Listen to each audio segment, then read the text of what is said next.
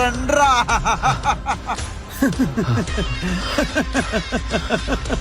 పాపండ్రా, ఈ పరిస్థితి ఎవ్వడికి రాకూడదురా.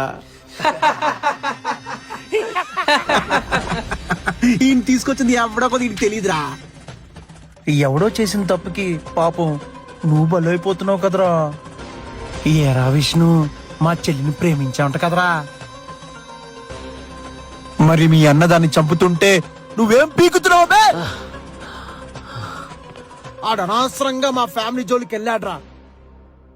ఇప్పుడు ఆ నొప్పి ఏంటాడికి తెలియాలరా. నిన్ను వదలనరా. రే విష్ణు, నిన్ను ఇప్పుడు చంపేస్తాను రా.